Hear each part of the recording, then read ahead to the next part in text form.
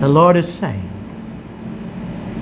be still and know that I am God. Be still and know that I am God.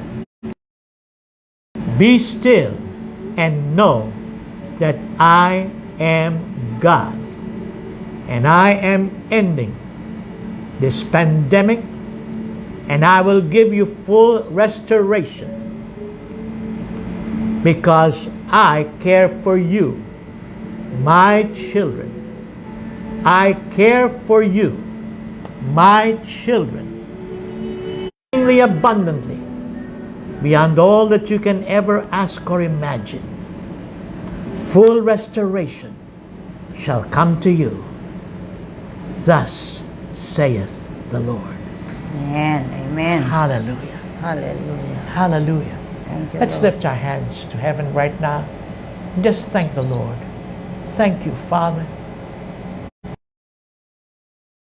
Spirit, for your word that you have spoken through me this morning. Thank you, Father, that you so love us, that you so care for us, that you want to encourage us. You want to deliver us. You want to edify us. You want to encourage us and strengthen us.